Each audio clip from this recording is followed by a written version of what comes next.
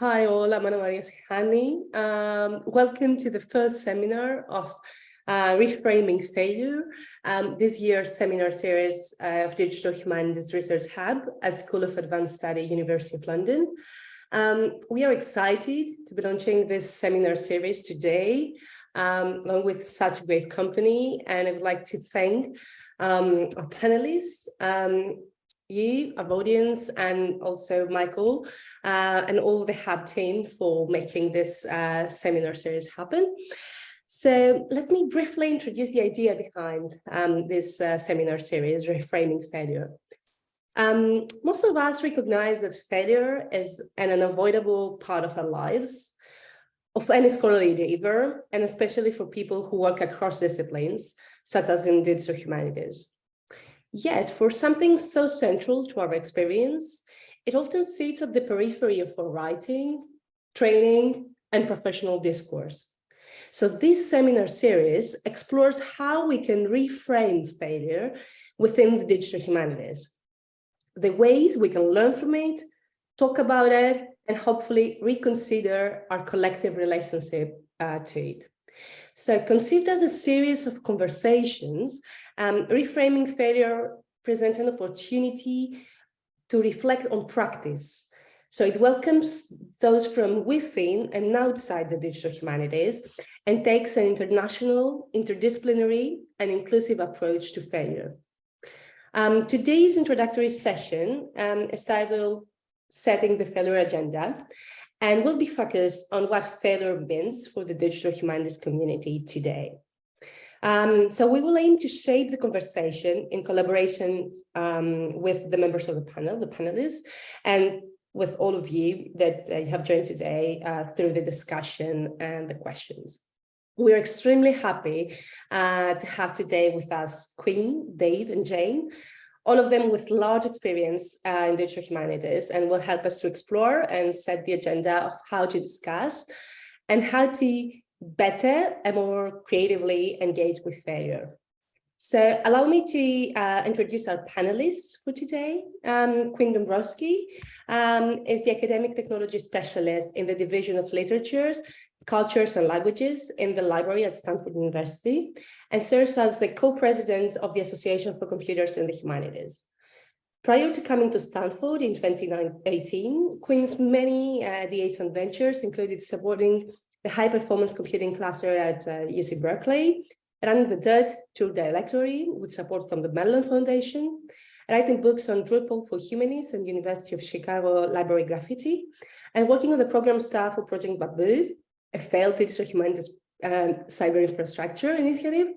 Quinn has a background in Slavic linguistics from the University of Chicago, and also a Master in Library Information Studies from the University of Illinois of Urbana-Champaign.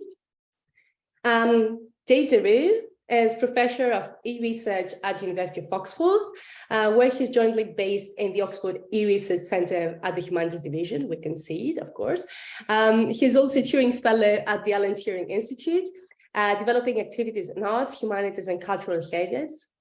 David's research is distinctively interdisciplinary and focuses on new methods of digital scholarship and innovation in knowledge infrastructure. And his personal research is at the intersection of music, maths, machine, and AI, empowering the creative human in music composition and performance. Previously, he was closely involved in the hypertext, web, and linked data communities and in digital social research. David is also a co-founder of the Software Sustainability Institute, cultivating better and more sustainable software to enable world-class research, and PRISM, the Center for Practice and Research in Science and Music at the Royal Northern College of Music. And last but not least, our very own Jane Winters. She's a professor of digital humanities and director of the Digital Humanities Research Hub at the School of Advanced Study, University of London. She has led or partnered on a range of digital projects, including the Congruous Engine, the Heritage Connector, the UK-Ireland Digital Humanities Association, Cleopatra, cross-lingual event-centric open analytics research academy, and big UK domain data for the art of humanities. She has also been involved with many more research proposals, which were never funded. Hopefully, she will discuss all this with us today. Jane's research interests include digital history, born digital archives, particularly the archived web, the use of social media by cultural heritage institutions, and open access publishing. She has published most recently on web archives and research assets, non-print legal deposit and web archives, born digital archives, and the problem of search and the archiving and analysis of national web domains. So I'm going to set off the ground with a kind of introductory, more generic question to our panelists. So in 2012, Lisa Spiro wrote, and I quote, "Not all experiments succeed as originally imagined, but the digital humanities community recognized the value of failure in the pursuit of innovation." End of quote. A decade almost later, do you think that this quote still holds true? How do we actually mean, what do we actually mean when we talk about failure in the age today? And if and when we talk about it, actually.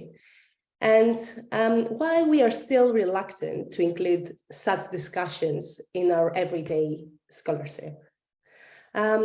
Quinn, do you want to start? Sure. Thank you for this provocation and for holding this entire panel. I feel like this is a very opportune moment to think about failure from a couple different axes in digital humanities, perhaps even more so than 3 weeks ago, as kind of the Twitter situation, which has been for many people kind of a social international digital hub of digital humanities conversation, seems potentially on the brink of collapse, or maybe not, or maybe it's just on the brink of a paywall, or who even really knows what's going on over there. Both the potential for failure of something that seems so big and fundamental and kind of core infrastructure in a lot of ways for digital humanities is having that looming on the horizon, is definitely a sobering moment, I think, for many of us, and also the situation of people trying to jump in to help through setting up servers on Mastodon, trying to orchestrate people moving over together. I count myself among these people trying to do these things, but in thinking about how those decisions that are being made kind of with an eye towards the common good may end up backfiring in other ways. But I mean, those are big failures, and I can talk more about that a little bit later, the things I've been musing on that front. And more useful perhaps for people is kind of the question of smaller failures. Often we talk about failures in terms of projects that didn't do in the end what they hoped to do, or resources that people develop that don't last as long as people meant them to. I've been there, done that as well with the Dirt directory and DH Commons, two directories that independently failed, and also sort of failed in the kind of synergies that we'd hoped to build with them.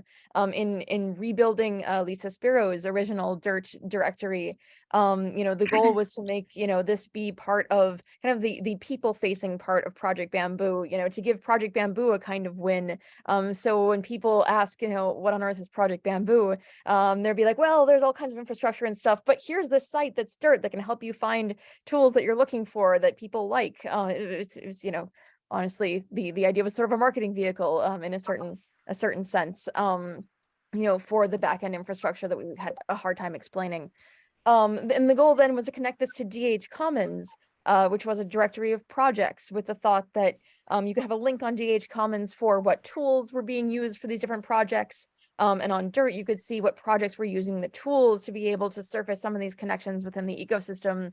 The whole thing didn't work, which isn't to say that we didn't implement it, we did.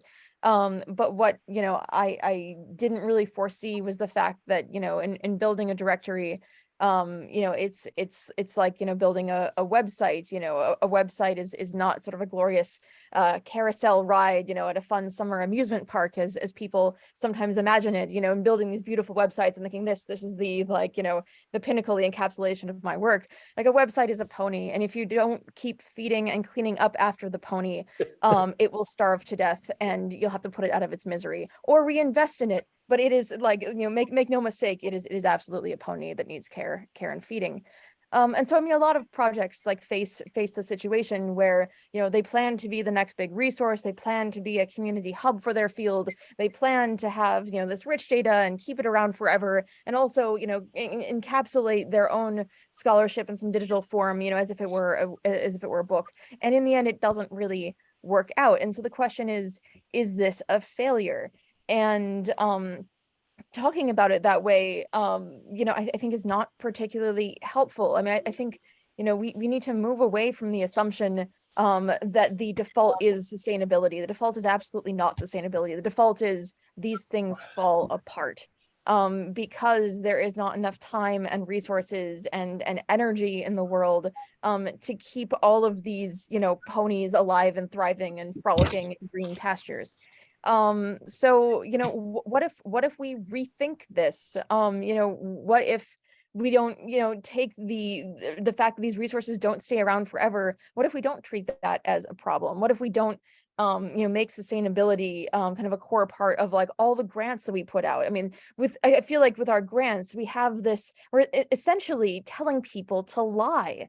When we have a grant proposal and be like, give your sustainability plan, tell us how you're going to keep this around forever. Like, we know it's fiction. Like, if you've done this work, like, that this is not going to happen. So like, why do we pretend, and why do we play these games? I mean, this is something that Rupika Rizm and I have been thinking about a lot with regard to how ACH thinks about its future micro grants. Like, what if we just take sustainability off the table and focus instead on the part of the project that is indeed sustainable and it indeed does pay itself forward, which is to say, the learning. Working on a project like this, you learn a tremendous amount. And sure, you may also develop some things that are of use to people for a certain time. And we can be smarter about, what the things are that we say are going to be the outputs. Maybe they should be static websites. Maybe they should be data sets that get deposited somewhere and could be sort of reimagined and built upon, as Paige Morgan has described in some of her work. But what really, like, where the real value is training. If you look at the sciences and science labs, people screw up in science labs all the time. Like, my husband did an internship at an ophthalmology clinic, and they went through an awful lot of eyeballs that didn't really lead to any scientific advances whatsoever. It was just a matter of these students sort of learning, like, how to dissect an eyeball, and a lot of eyeballs were wasted in the process. Or were they wasted, or was the product the learning that then some of those students could take forward to do smarter things with eyeballs and better things with eyeballs? I mean, I think there's a set of projects and kinds of works that might fail in the sense of not be around forever, but directly lead to learning that can be applied in other contexts in valuable ways. And crucially, though, it doesn't really hurt anyone in the process. And there's a difference between, you doing a project for a group of people, maybe some degree of crowdsourcing, and that time and energy, maybe goes into a data set, and that's the end, not a fancy website, not anything. But people haven't invested, tons of time and resources and energy and, sort of put their lives in a space. Learning and failing at running a project is different than, creating IT services that people come to rely on, that then fall apart. But I can use more on that in the second discussion if you'd like. Cool. Thanks, Quinn. Really, really interesting points here. And yeah, looking forward to discuss some of this more. Jane, do you want to tell us, how we conceptualize failure in the AIDS and why we are not discussing failure so much? It's interesting, and that quotation that you started with, Anna Maria, I think most of us do recognise the value of failure in our own research and learning and practice, and experimentation underpins so much of what we're doing, and experimentation rests on failure and learning from failure and risk as well, which is something that I hope we can talk about a bit later on, perhaps, about openness to risk when research is being funded, because if we're not allowed to fail, we're not going to innovate in the ways that we want to either. But you're right, we don't talk publicly very often about failure, and I think it's also different people have a privilege to talk about failure in ways that other people don't sometimes. I think that depends on what career stage you're at, what kind of institution you're working in. If you don't have access to much research funding in your institution, for example, then a failed project takes on more significance, particularly for internal optics, I suppose. Individual scholars have their own particular relative privileges that they bring that allows them to talk about failure. And I must admit, I'm based in the Digital Humanities Research Hub that's organising these seminars, and I did have a moment of wondering, how am I going to talk to my dean and say that the theme we've adopted for this year is failure, when we've just started a new hub and we're trying to present it as, we're doing really good things. Oh yes, and the first thing we want to focus on is failure. She really welcomed it, which was great, but I still had that little thing at the back of my mind that talking about failure is something that you might be judged for, and it might have negative consequences, even though as individuals we recognise the value of it.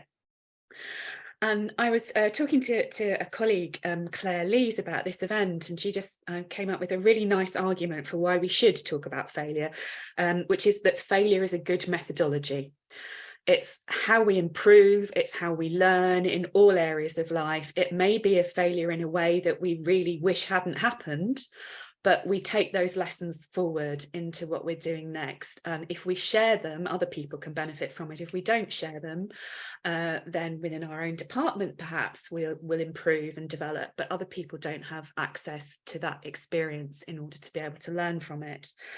And I think some of that is, we're much better generally, I think, in digital humanities about being open about process than in a number of humanities fields, but perhaps not as much as we should be when we're publishing.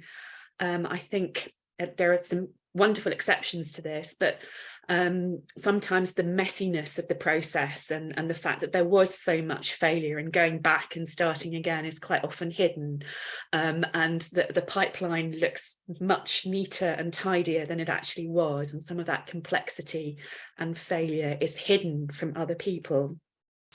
And I wonder also whether there's something about the newness of disciplines and research fields as to how open we are to talk about failure, because the field that I have worked in most recently is Web Archive Studies, which is a very new field. And I don't have to talk to Quinn about this. She's doing amazing work in this area. But because it's so new and the challenges are so great, and it's a very interdisciplinary cross-sectoral field, right from the start, I think that has been absolutely characterised by the sharing of failure and talking about what didn't work and why. At the very first project I worked on, the search interface wasn't ready until almost the end of the project. So pretty much nothing that we wanted to be able to do could be done. But that actually became the positive story of that project, in thinking through the challenges and how that could be articulated for other people. And that's really great at the moment. And we share so much in those conferences about what hasn't worked as well as the successes. And I wonder how easy that will be to sustain as the field grows and there's more at stake and more competition for funding comes in, and there's that temptation to self-censor a little bit and present the best view of what you're doing rather than the honest view of what you're doing as a researcher. So I think it's really hard, and it's not the same across all circumstances. And even though as individuals we see that value, it's thinking about how we talk about it and present it in a way that's going to move the field forward. That's it from me. Great points, Jane. Really thanks. Dave, do you want to share with us, why we don't talk about failure in the AIDS? And, Thanks, and thanks so much for having me. And the comments from Quinn and Jane are fantastic, and I'm going to resist responding to them until later in the discussion. That quote, "Not all experiments succeed as originally imagined, but the digital humanities community recognizes the value of failure in the pursuit of innovation. I will sign up for saying yes to your question about that. I think this holds, but I'm going to challenge that phrase, digital humanities community. And I don't want to go into a definitional crisis here.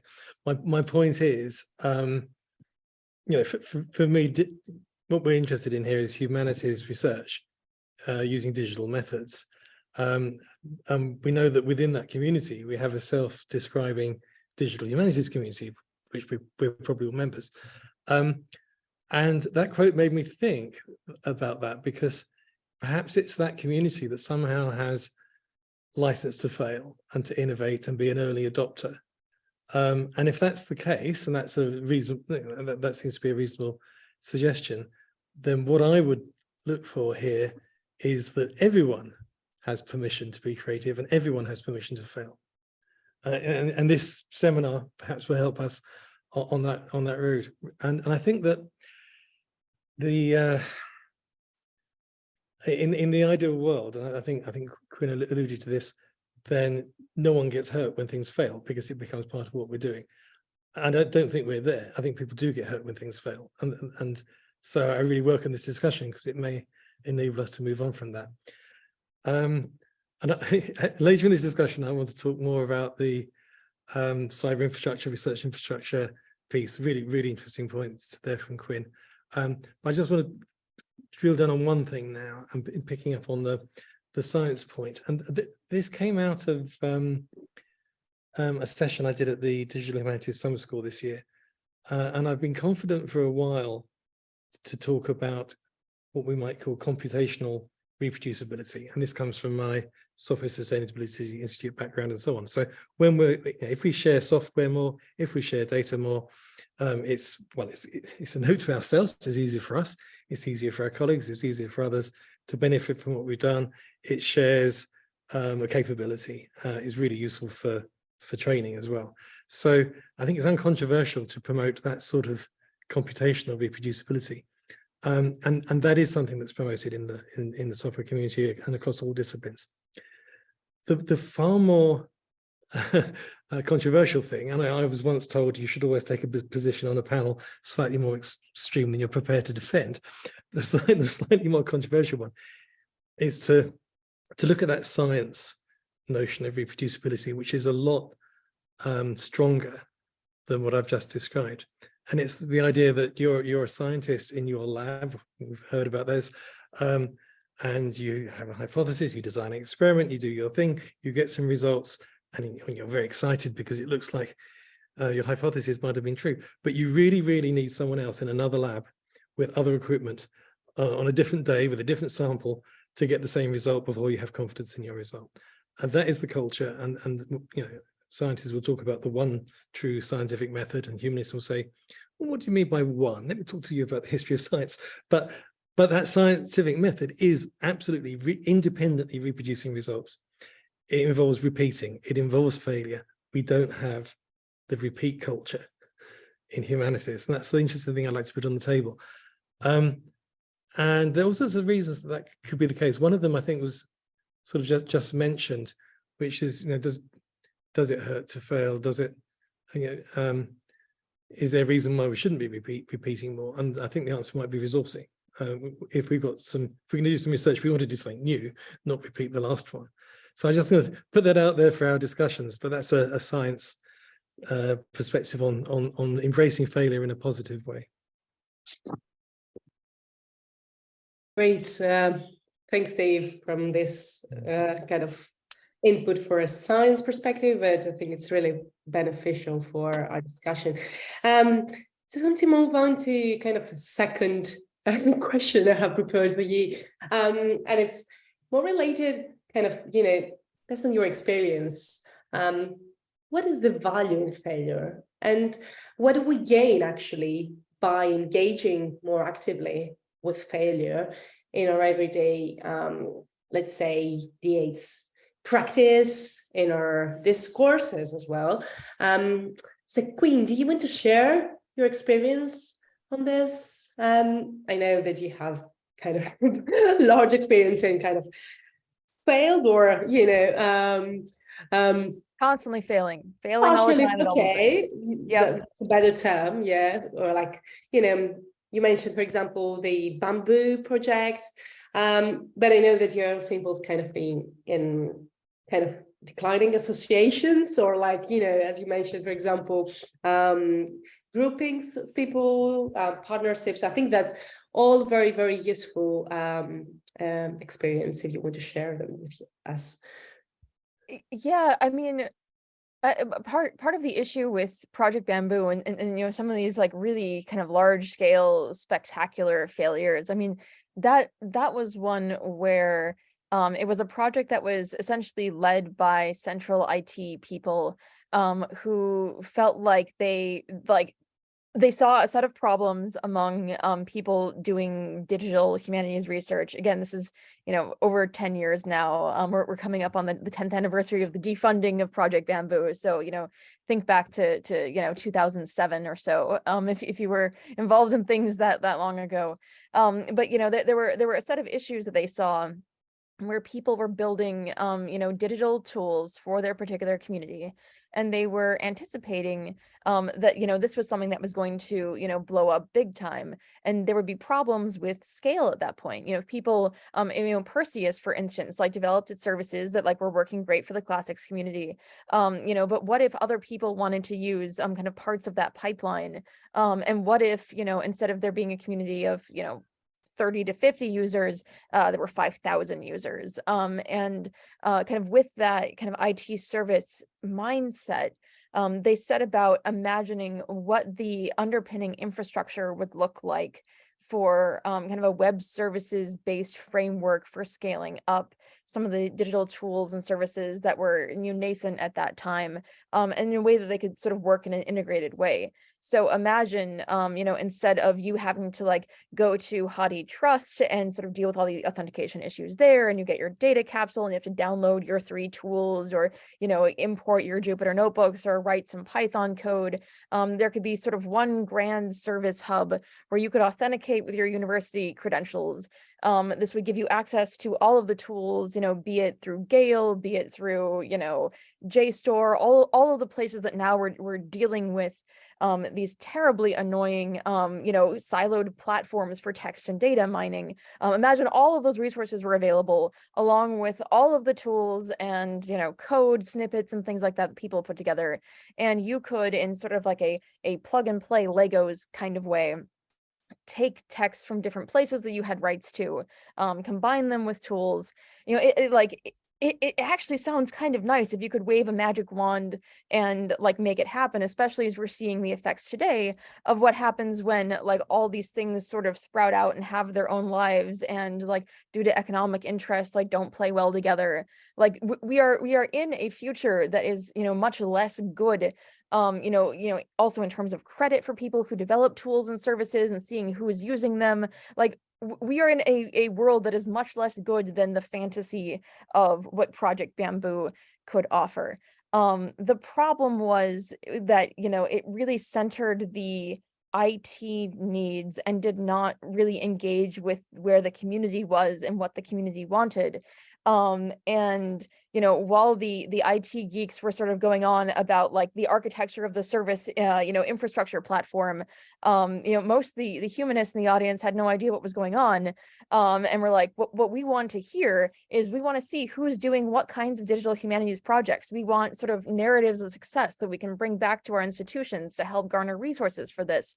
Like what they wanted were these social components that are essential for kind of gaining the community support that would be needed to be able to build a collaborative infrastructure platform if such a thing were possible. And certainly there are still infrastructure initiatives like Daria, for instance, that kind of believe in the shared infrastructure approach and have access to EU funding, so that, perhaps that is possible in a way that it wouldn't have been for Bamboo.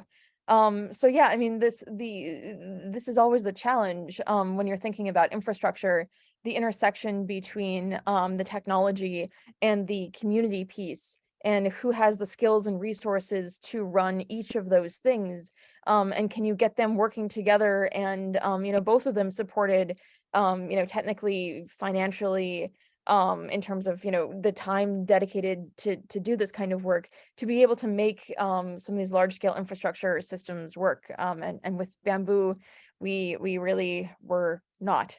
I think part of it was that it was too early, but part of it was, wrong-headed in its approach to engaging with the people who really would have used it down the road. So yeah, it's really a multi-level failure, that one.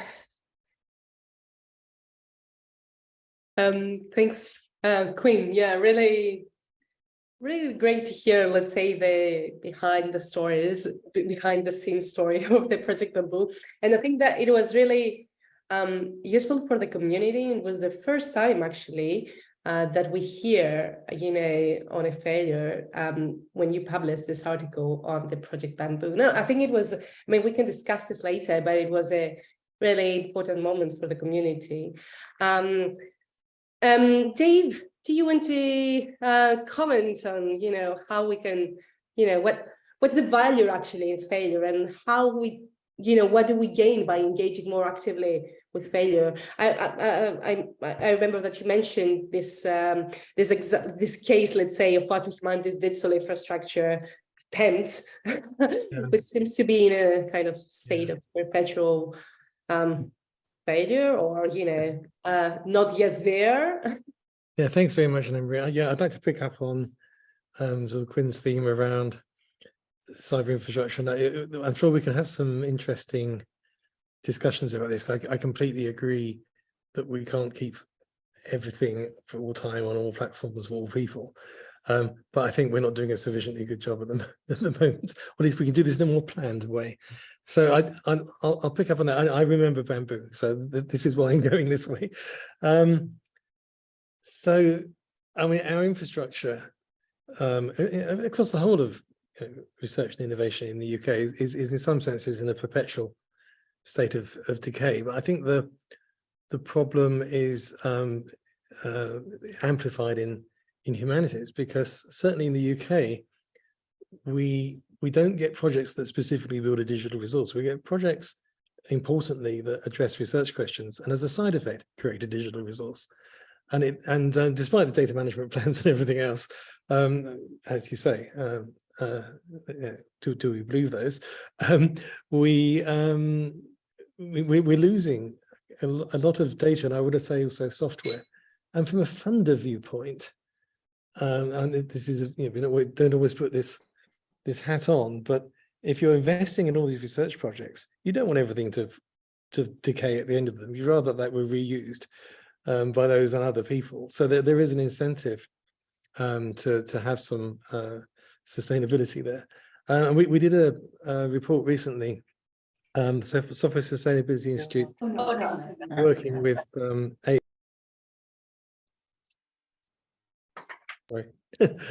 working with AHRC. In fact, we did two, and thanks to everyone in the audience who participated in the surveys, because I'm sure many of you did.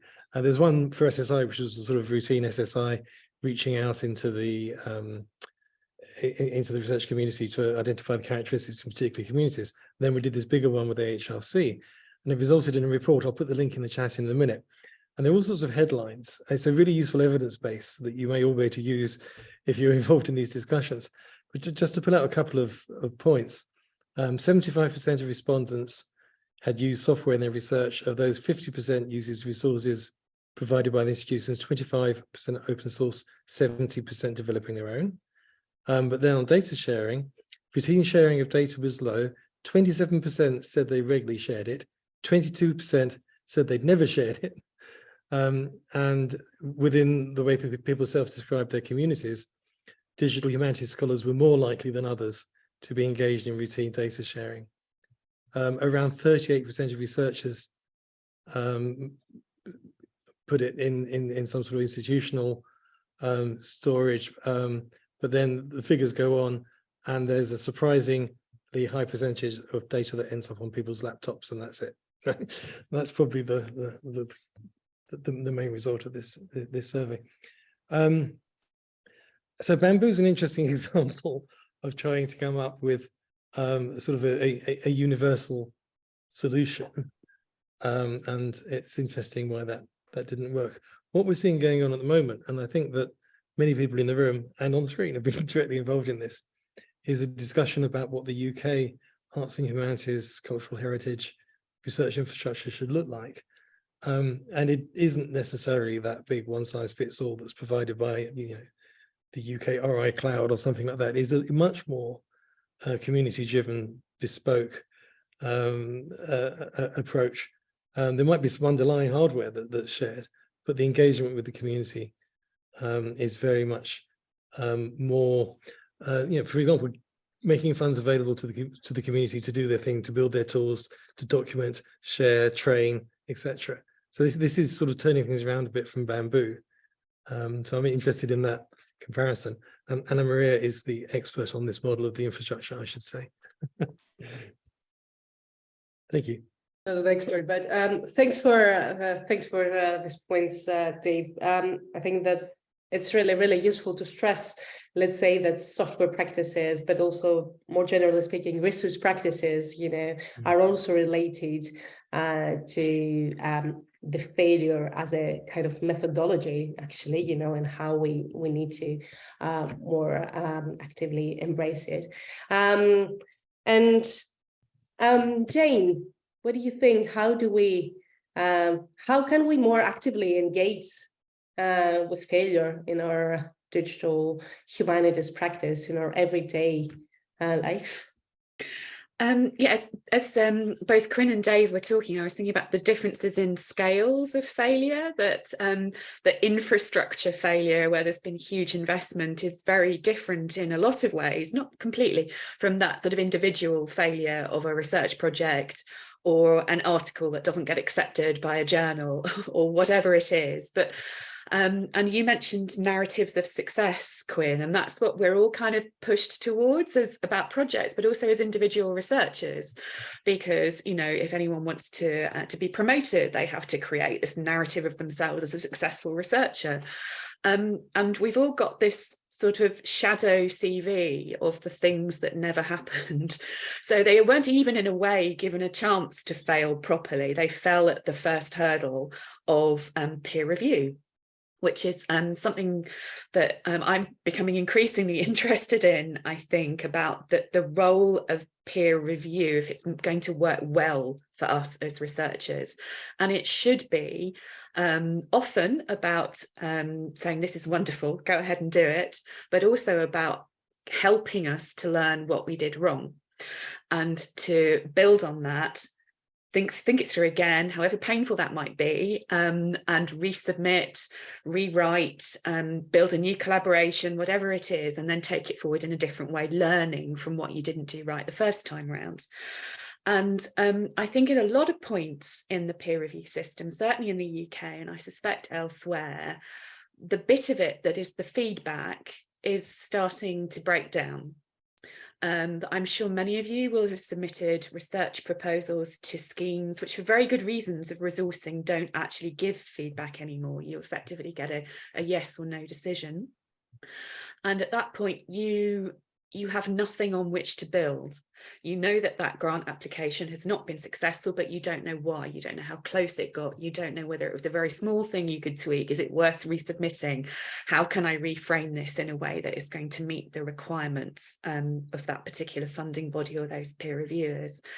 And I think because so much of our career structures are setting ourselves up to fail, we routinely put our work out there for someone else to judge, and they might say, this isn't very good. And that is part of our working practice. But if you then don't get all the message that you get is that doesn't meet a benchmark, but you don't even know what that benchmark was, and you're certainly not being given the material to work with to improve and develop as a researcher, then I think that really hinders learning from failure, and it makes failure feel much more damaging. And we talked about who gets hurt, and it's clearly not the same as a large project collapsing, but it feels damaging if things are rejected and have failed, but you don't really know why.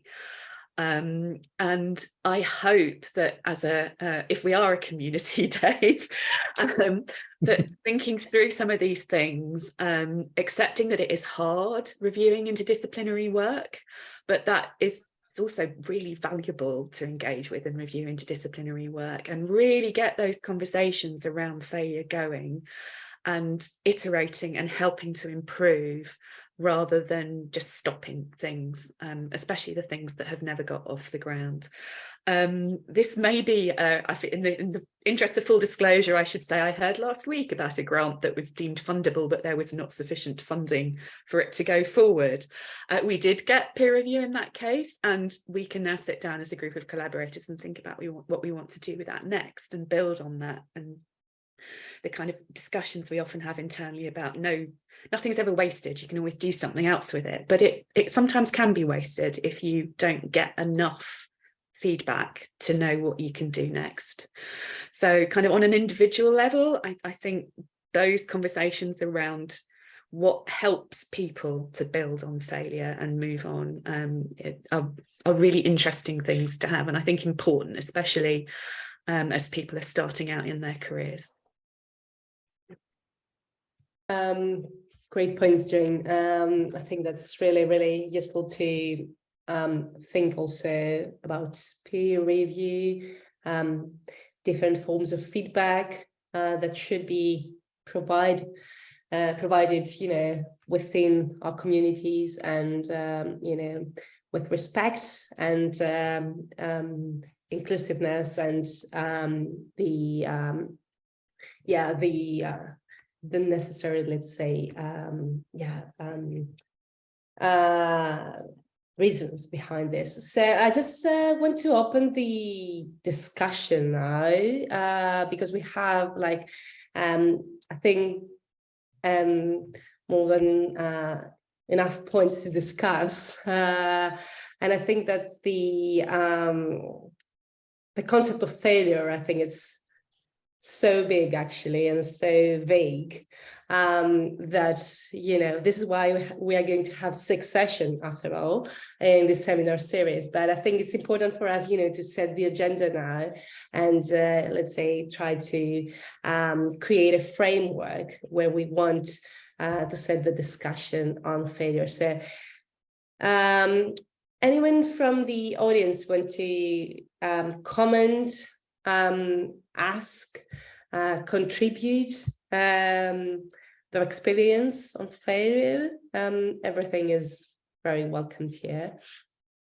You can also post your comment on chat, or you can just raise your hand here. Please feel free. I can see Peter. Feel free to open your camera, Peter, if you wish, to make it more interactive. Thank you. This is a fascinating and important discussion to be having. I think we might have to. We're going to need to find a way of, if we are to kind of fend off the kind of possible damage that failure seems to attract, the penalties that we've been talking about. We need to kind of find a way of talking about the reasons that things fail. Because projects fail for all sorts of reasons. They sometimes fail because we're trying some new method that we try and ultimately is unsatisfactory. But then there are also projects that fail because the principal investigator can't manage a budget and falls out with all of the other ones, or it's poorly project managed. All of those things, which I would want to argue want to attract slightly more penalty. And I think it would be reasonable to say that actually if someone had a track record of projects not finishing on time, running over budget and losing staff mid-project, then that is something to set against them. And so there are different types of stories of failure to tell, and the trick will be to distinguish between them, I think. Sorry, that's a comment, not a question. I think that's a valid, it's an interesting comment, to establish this kind of, different levels or different, let's say, penalties for failure. Anna-Marie, could I respond immediately to that, which is I think that is the point about learning from failure, isn't it? That I think it was Dave said, giving people permission to fail. And there are all sorts of reasons why someone leading a project might fail. They might not have had the right institutional support. They might not have been trained in how to project manage something. But if it's as you say, Peter, if it's a kind of repeat pattern, then it suggests that there's something else going on there. But that is where the learning from failure would seem not to be happening, and that might be linked to whether they realise as well. I think people don't always realise that something has gone wrong, or it hasn't delivered what it was supposed to deliver, or that's a perspective, and there isn't that self-reflection going on, and that's because some of those feedback loops are not working. I mean, sometimes it is just a badly managed project, I think you're right, but I hope people can be given the opportunity to learn and enough support within their institutions in particular to make sure that they can improve, because that's the point of it, isn't it? That's what we want to learn and build on, both what's worked previously and what hasn't worked previously. Yeah, building on that, I mean, like there's no, it's amazing how little guidance people get going into, especially their first grant project. Like there's no mandatory training you have to go through. I mean, be it running a project or like running a department. I mean, the lack of resources for people, sort of faculty stepping into administrative positions for the first time, is really stunning. And often with bad consequences for everyone involved. If you've just never managed staff before and all of a sudden you're like running a department with like 20 professional staff, like that's a lot. And so yeah, I mean, I think we can balance it in a couple different ways. One is like actually putting more structures in place up front, to ensure that like no one can go into like, doing a grant without having at least had like a crash course on project management and budget management, and like, know how all these pieces come together. But also some degree of like, giving the benefit of the doubt, at least the first time, with the caveat of some things. I mean, you see this, in the sciences as well, where there are PIs who run labs in a way that, basically terrorizes the staff. And I feel much less inclined towards second chances if the person is really behaving in a way that is just straight up unacceptable, not the result of kind of a lack of training in certain procedural things. But yeah, my 2 cents. And I think one of the reasons we are where we are might be the culture change that's occurring around collaborative work in the humanities. And there's good evidence about this if you just look at co-authorship of papers. So we're working with larger teams than we used to do, and that's a different set of skills. Yeah. Just to oh, sorry, Quinn. No, go ahead, Jane. Oh, I think it's also that collaboration is always talked about as something that is always good and is easy and we should all know how to do it. And collaboration takes a huge amount of work. And it doesn't always go well. And we've hinted at that already. And I think that is an area where people need support, that this is going to be challenging, and you're going to be challenged in ways that you might not find comfortable, particularly in interdisciplinary collaboration. So how we support that, and how people share, again, what might not have gone well in previous collaborations, what would they have done differently if they'd known what they know 2 years down the line, would be really helpful with that as well. Super, Jane, thanks. Ernesto?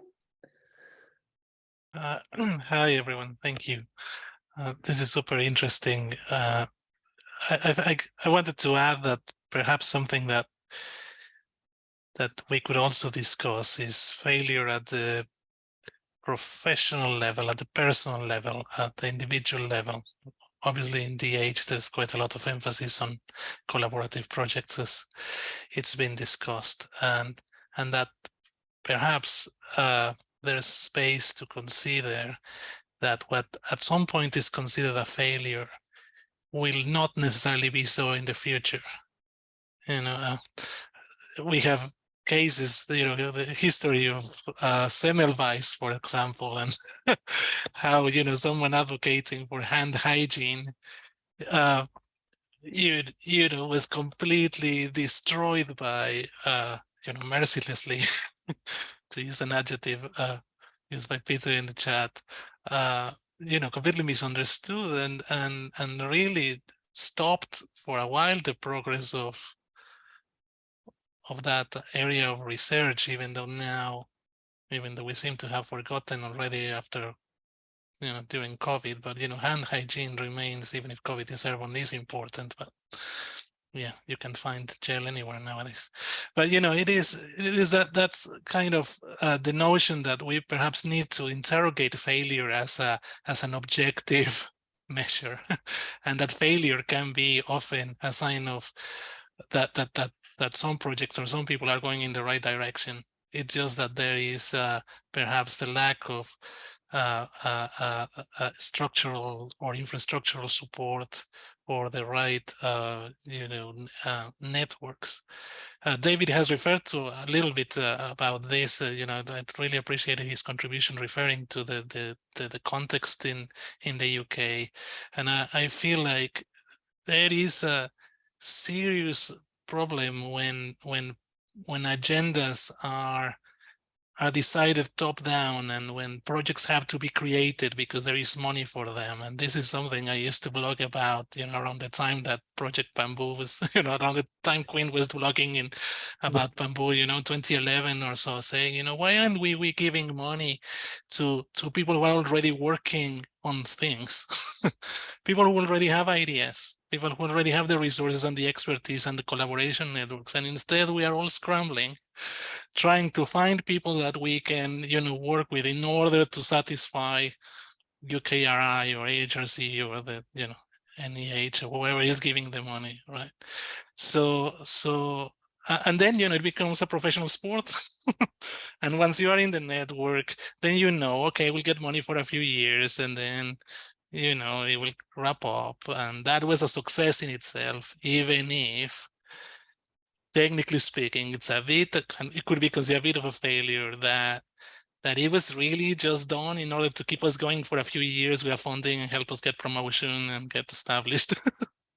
So I find that, there's something that we could perhaps also start thinking about, and that has to do with what Jane, I guess, was referring to. That's very important about, who feels like, has the position to talk about failure openly.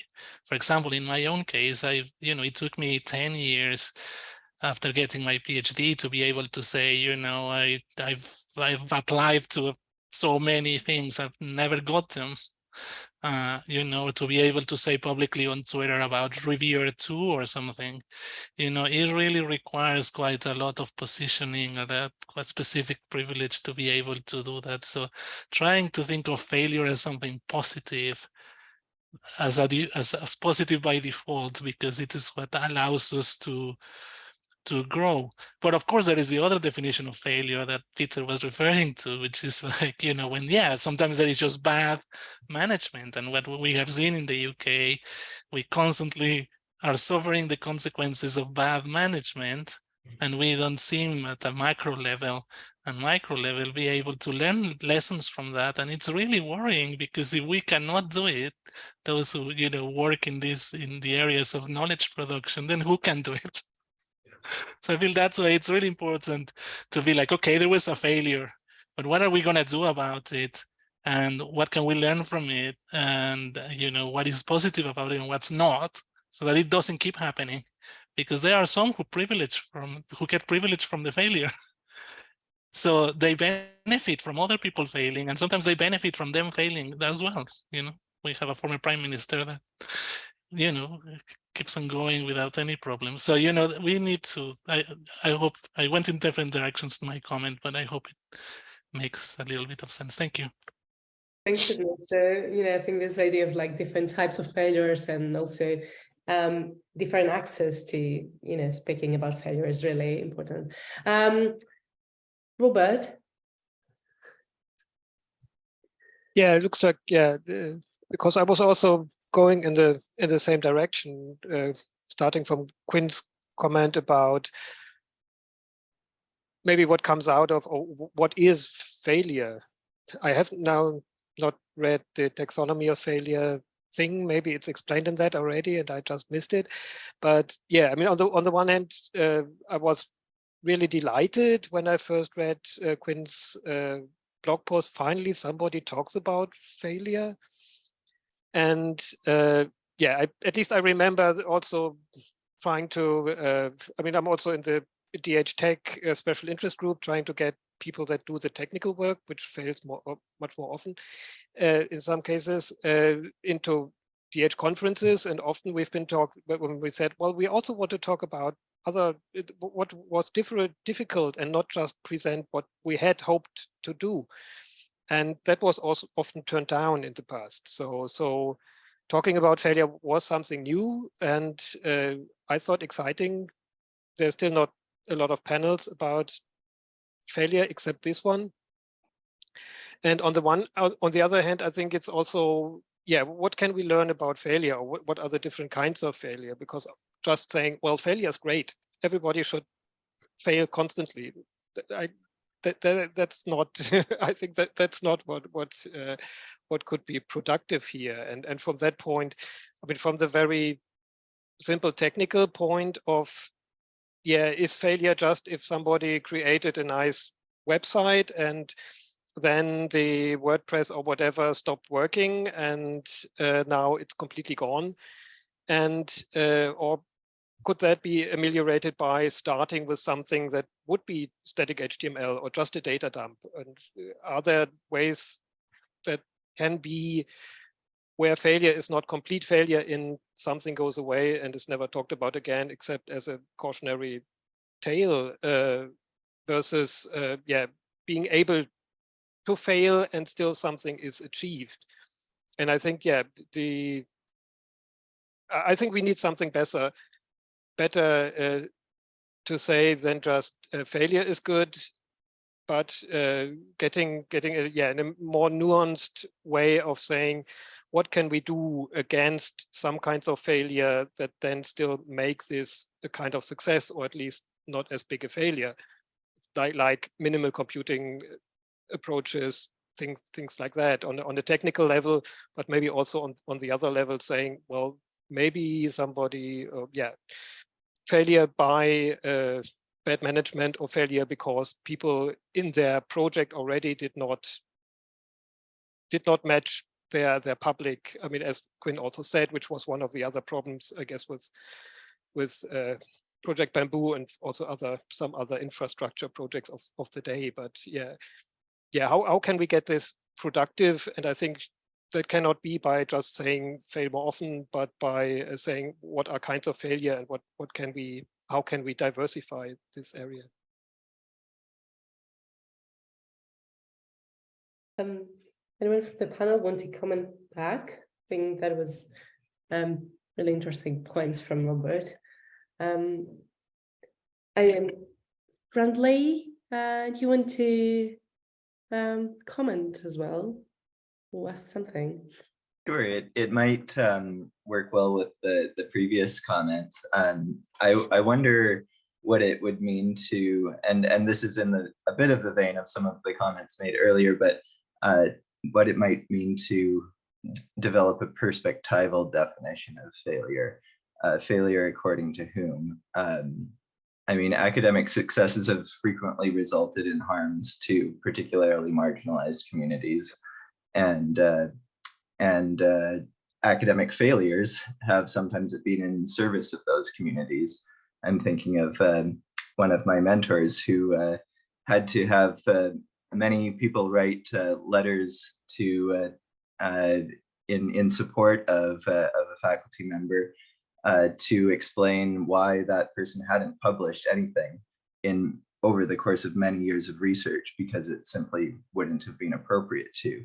And that person was probably regarded as an academic failure among certain circles, but it was because she was doing incredibly ethical and important research that was seen as a success among some very marginalized communities that she was working with. So I wonder, rather than, perhaps it's moving, perhaps it's a matter of defining success and failure differently, or from a different or considering the perspectives from which we consider that. But perhaps it's also moving away from that kind of binary language, and I'm curious what it might mean to think of failure through an ethic of care.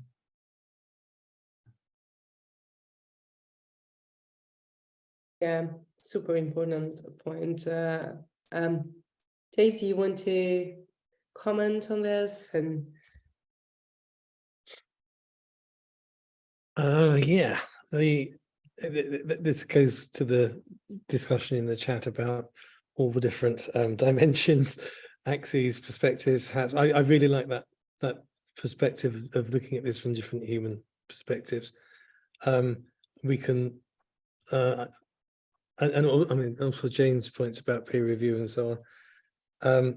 I mean, just for a minute, let's talk about success. So success is measured in certain ways. Publications, as you just said, is one of them, but the tail wags the dog. So the whole community starts behaving in a certain way to score well under the success criteria. So we do need that broader notion of success, absolutely. I mean, one of the things that I've been involved in discussions around recently that hasn't come up today, so let's put it on the table, is not sustainability of our software and our data, but of our planet. And the way people are, some of our colleagues are willingly throwing a lot of computation at various problems. And what's the ethical situation there? Who has permission to do that? Do we know what we're doing when we're using our cyber infrastructure? Do we know what we're doing to the planet? Is that information available? Can we make decisions? So there's a whole piece there that we may be failing to address as well. And I can think of some others. I was involved in I did a presentation for the Aeolian network a few months ago where this is an experiment. I proposed two new scholarly methods that we're using in digital humanities. One is crowdsourcing, citizen science, and the other is AI and machine learning, and looked at the hidden costs. And it's the hidden labor in these, for example. So yeah, absolutely. Let's broaden our perspectives.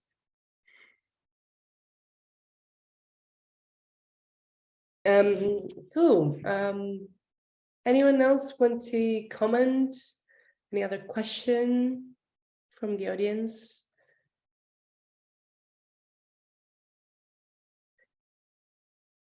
Michael. It's not too cheeky for me to ask. I'm curious, we've sort of touched on it a couple of times in various contexts, this question of who does failure hurt and how can we possibly make it hurt less? And I was wondering, it seems like a lot of that is around institutional structures and around funding, which isn't necessarily something all of us are in a position to have control over. But in terms of things we can do maybe in our capacity as teachers or as mentors or as colleagues, do you all have any thoughts on sort of what we can do to make failure hurt less or hurt less often, particularly around people who are early in their career or who are graduate students who might be particularly impacted by failure, but who are also probably most able to be helped by those kind of interventions of their colleagues or mentors early on in their career? Yeah. Yeah, I mean, I think part of it is, the importance of being really explicit upfront about what you're doing, not overpromising, and just being really realistic about like the scope and potential outcomes. I mean, there's also, if we think about who might be in the position to be hurt by these failures, I often think about crowdsourcing, where if we think about some of these projects where a lot of people, spent a lot of nights and weekends editing things and correcting things and transcribing things, only to have, websites disappear, data sets sort of like go off in the ether. I mean, the way I measure this myself is, if the people involved sort of like knew how it would end, would they still have participated? Like, maybe it's true that like, the true success was the friends we made along the way, and that's okay. But not promising that like you will be part of building the next great resource for like X or Y or Z thing, if like you can't expect that you're necessarily going to be in a position to deliver that in the long term.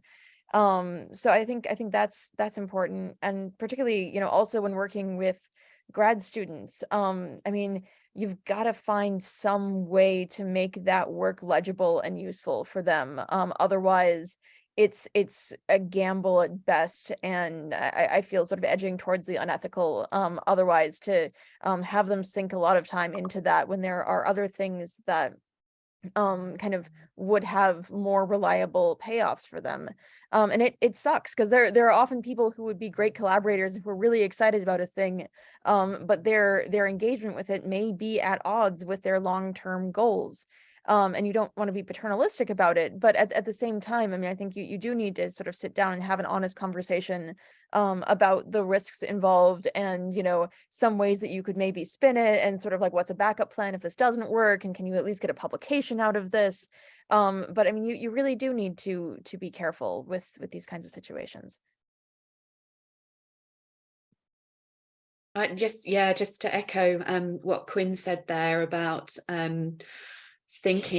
making sure that you do get something on the terms in which you're undertaking that research, and that's going to vary for different people as to what they need to get from something, even if it isn't completely successful. I think there is as peers and colleagues and mentors, helping people to think through what didn't work and why, so that it isn't wasted, that, you know, you can take it forward in some way.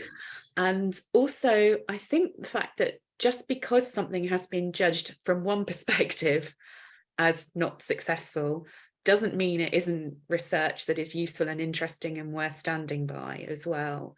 And trying to help people to get the confidence themselves that if it's something that they stand by, then okay, it didn't work this time, but there will be other occasions. And as you said as well, Quinn, sometimes it is about the friends you make along the way. It's that project's not going to happen, but I've got a wonderful set of people that I now want to do something else with, and we're going to make that work. And I think also conversations like this about being open about the fact that this has happened to absolutely everybody. I should think everyone on this call has got a project or a piece of writing that never saw the light of day, and that they still really, really wish that they had been able to do. And it is just part of the field that we work in. So it's horrible when it happens sometimes, but it is something that happens to everybody, and it's not a personal thing as well. It's quite easy to internalize, I think, when you get negative feedback about things at an early career stage. Just to respond quickly, thanks for the question, Michael. And I was thinking, as you said it, the answer to the question, the intervention we need is probably us, and it is this seminar. So thank you for that. We're all part of it. But I think also, just to comment on timeliness. So again, sorry, this is a UK specific comment, or maybe not. We have this this thing, the Concordat for research and career development, which was a big emphasis on early career research support within institutions and within funders. Lots of people have signed up for this. So institutions are responding to this, and it's a great moment to have these discussions with them as they make those responses, and make sure humanities is part of those discussions. So that's something for us all to do. Cool. This is a fascinating discussion, but unfortunately we need to wrap up. Many thanks to Jane, Dave, Quinn, to all of you who joined today. I think that, you know, it's really important, you know, to understand and embrace, let's say, failure and decline in digital scholarship. Be more skeptical towards what we call as narratives of success. Try to focus more on this productive feedback and on hidden learnings from failure, actually, from different types of failure. And try to explore also the cultural, the social, and the professional or scholarly shifts that we need to perform in order to somehow normalize failure, actually, not only to accept it, but normalize it. So many thanks again to all for attending today's seminar.